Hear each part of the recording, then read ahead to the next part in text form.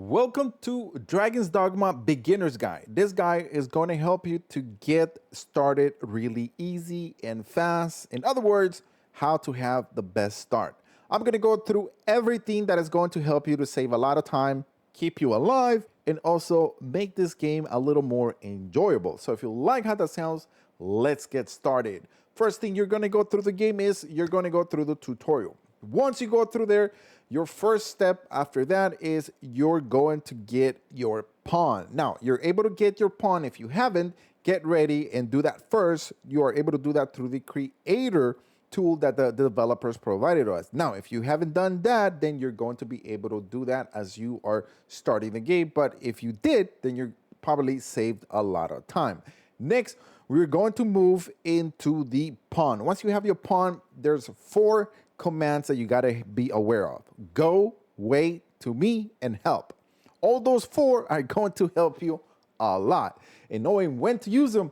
Now, go is whenever you want your pawn to be very up forward, go fight and do things. Also, wait means like stay here, don't move anywhere else. To me is whenever you're walking or you're running and your pawn decides to go to other places, you just tell it to me and he comes to you.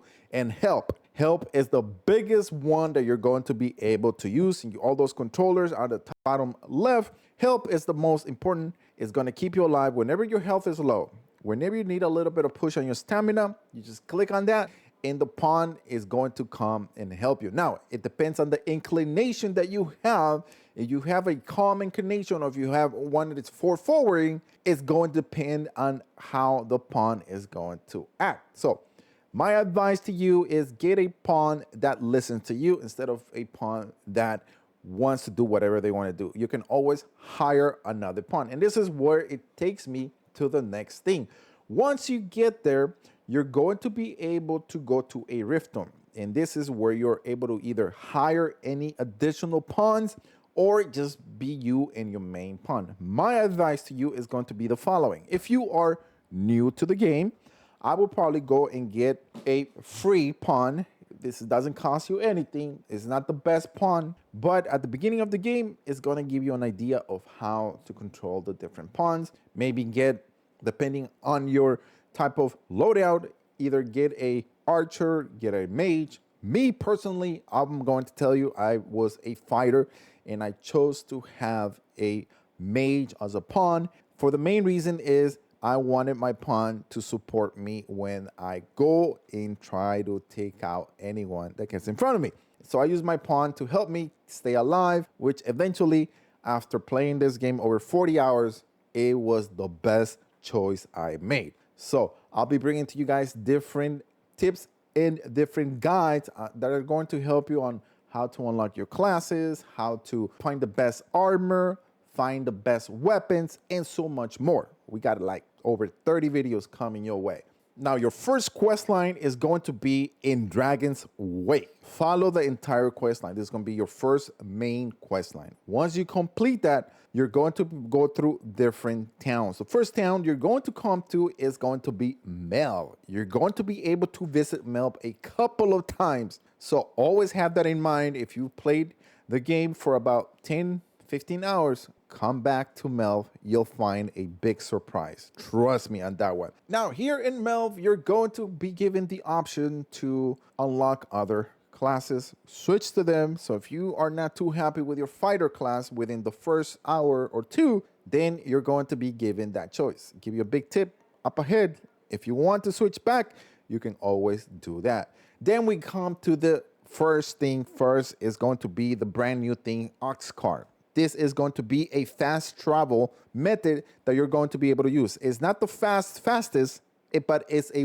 different method that is going to help you to get from one town to another one. Now, my tip to you is if you're new to the game and you haven't really experienced much of how Dragon's Dogma it is or the gameplay mechanics, I will encourage you to take the cart because it's going to be a long walk to the next town, and the next town is called Vernworth, and you're going to go through a lot of different enemies. So if you're not ready and if you don't have the best setup, you're going to maybe get a little frustrated, but I'm just trying to save you some time. My advice, get the ox cart. It's going to get you to Vernworth. Now, Here in Vernworth is where everything starts happening.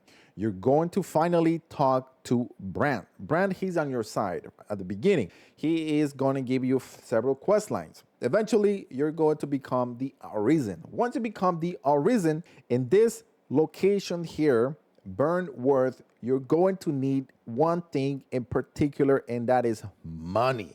That is gold. The more gold you have, the more weapons you can buy, the more armor you can buy, and the more upgrades you are able to do at the beginning. I'm going to be bringing to you guys a in-depth video that is going to help you on how to upgrade your weapons, your armors, and a lot of more things. But you can also find armor, find weapons throughout the entire map as you are exploring, but I'm going to provide you with the best chest and best location that you can do early once you reach Vernworth to know where to go and be able to get that right away. Here in Vernworth, you're going to be introduced to a lot of different things. One is going to be the inn place or the hotel, whatever you want to call it. Here you're going to rest.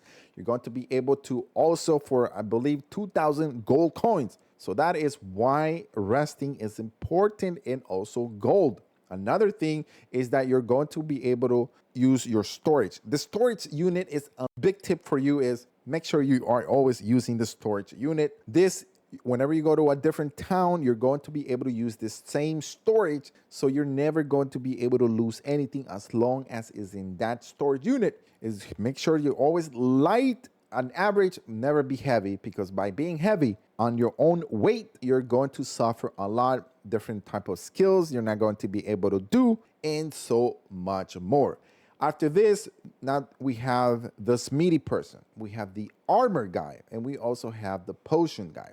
The potion guy that you are seeing here, he has one particular thing that it's so valuable, and it costs 10k gold coins. And this is going to be your first stone. This is where you're going to be able to get your first stone. This is going to be a crystal that you're going to be able to use to fast travel to different locations once you unlock port crystal. So if you have a port crystal somewhere else unlocked, then you just throw in that item, and then you're going to be able to fast travel right away. Within seconds, you're going to be to that location. But it does cost 10,000 gold coins. So now you know why it's very important. But the great thing is that you have the ox cart to be able to travel to different places. It's going to cost you about 150, maybe 200 gold coins, which is better than 10,000. Now, let me give you a couple more tips. Now you're probably into your maybe 5 to your 10th hours of playing. Definitely, you got to get the following, and always have this, is a camping kit. A camping kit, besides camping out, cooking a nice meal, is going to help you, one, be able to always rest and come back fully energized. In Dragon's Dogma, there's two important things: health and stamina. Manage those two, and you're gonna stay alive a lot of times. I also have a lot of different videos coming out for you that are going to help you on how to increase your health, how to increase your stamina, and eventually become somewhat very powerful. Also, you're going to be able to find camping kits throughout the whole entire world. You also are able to buy them from different vendors that are walking around. But have this in mind, a camping kit is pretty heavy. I believe it's like 7 kilos or something like that. So if you buy more than 2, you're going to be pretty heavy. So that's why you have your pawns. If you have your pawn, make sure you're always giving stuff to your pawn so they're able to carry that for you. And that way you're going to be able to become lighter and be able to fight and survive a lot more. Now, tips to be able to survive in Dragon's Dogma 2. Know when to push and know when not to push. And this means as you are leveling up through the game, you're going to be able to level up 2 things. 1, your level, which you are able to maintain it whenever you change to a different vocation. 2, you're going to be able to level up your vocation, meaning if you're a fighter, you're a mage, or an archer, you are a mystic spearhand or warrior or sorcerer, any of those classes, you're going to be able to keep your level, because your level stays with your own character. It doesn't matter if you switch a vocation, you're always going to be leveling up to wherever you left. So if you're at level 5, you're going to be a level 5 as a mage, and so on. After this, you're going to make sure that you're always killing whatever gets in front of you. The more you kill, the more you're going to be able to get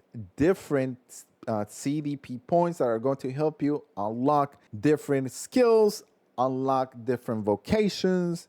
And trust me, the more you have, the better it's going to be towards the end. You're going to need those. After this, make sure you always carry one fairy stone. You're going to be able to purchase fairy stones, but you're also going to be able to find them throughout the whole world. I have a bunch of different locations that you're going to be able to get fairy stones, so I'll be bringing that video that is going to help you save 10,000 each time. So I have like about 5 to 7 different locations where I found them for free. And also there's some times you're going to be able to get them once you defeat enemies. Another important thing in the game is called a wake stone. A wake stone is going to help you keep alive in the game. As an example, you go down completely. You cannot go down. Your pawns could go down, but if you go down, that's it. You got to restart again. And once again, your health gauge goes down each time you die. A wake stone, what it does is going to bring you back to life at 100%. But wake stones are very rare to find.